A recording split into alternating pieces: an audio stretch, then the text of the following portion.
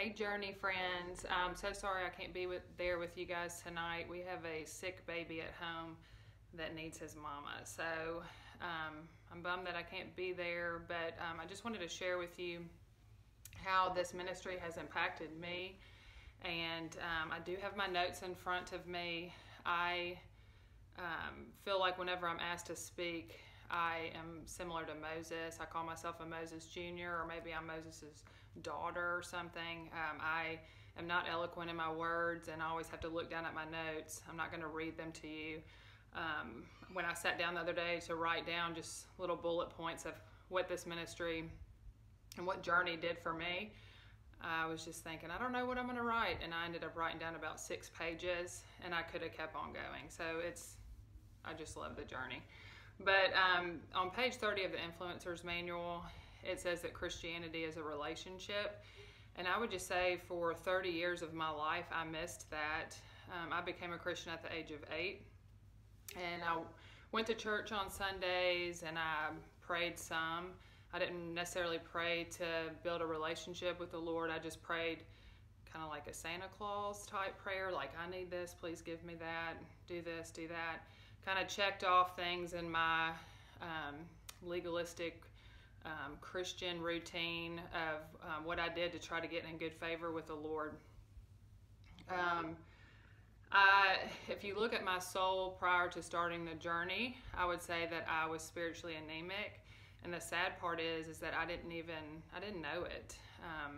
I would go to church on Sundays and leave frustrated if the preacher didn't give me the word that I wanted to hear, or if the worship wasn't in the right style that I wanted to hear it in.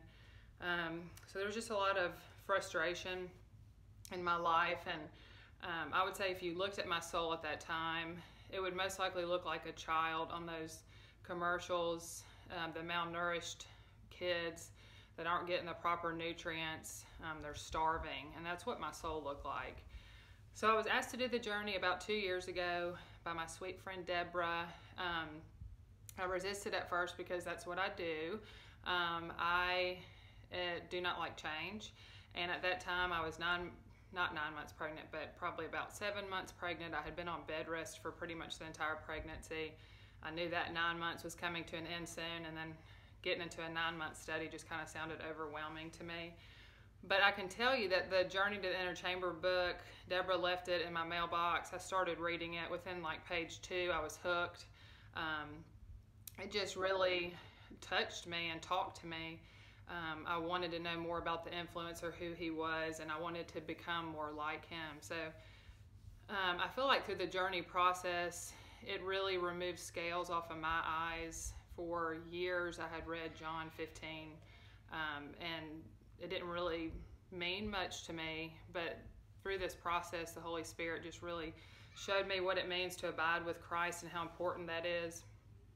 I used to be an athlete, and I used to work out. I say used to because we have 4 kids now, and the only working out I do is lifting them from the floor. But so I used to carve out time to exercise. I would, in training for basketball in high school, college, or volleyball, whatever it may be, you practice. I would go to practice before practice to shoot around and stay after practice. I would run, do sprints, lift weights, all that kind of stuff. So I had that goal in mind to become a better athlete, to become a better player, to become an all-around better teammate.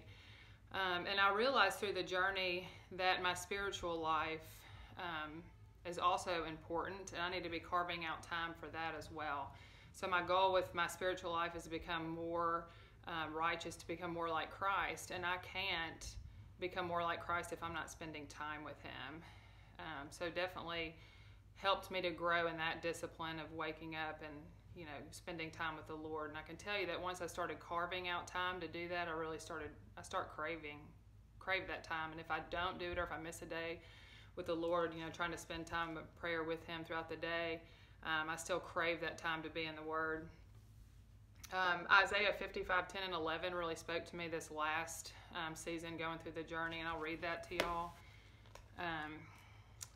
It says, as the rain and snow come down from heaven and do not return to it without watering the earth and making it bud and flourish, so that it yields seed for the sower and bread for the eater, So is my word that goes out from my mouth. It will not return to me empty, but will accomplish what I desire and achieve the purpose for which I sent it.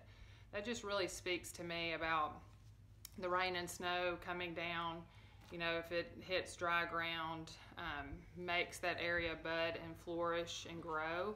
And I think the same about the word coming into our souls. When we start digesting it, it really speaks to us, and we just pretty much, like the plant sucks up the water, we suck up the word, and it helps us to bud and flourish. It helps us to become more like Christ. It helps us to bear fruit. So I just love that. So that's Isaiah 55:10 and 11.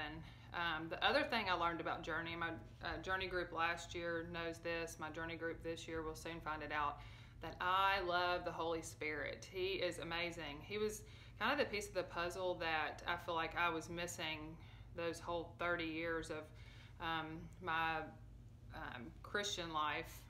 You hear about God and Jesus. You don't really hear much about the Holy Spirit. He's kind of like, you know, shoved to the side. But I learned so much about the Holy Spirit through this process. I just love him and how sweet he is, how he enables us, how he walks alongside us, and how he's our direct connection to God. He knows the mind of Christ. He knows my mind, and he connects us. And I just think that's so awesome. So I'm so passionate about this ministry. My friends make fun of me, I'm sure, because, you know, I just think everyone needs the Journey. I just love it. I am so passionate about telling others about it, and I really,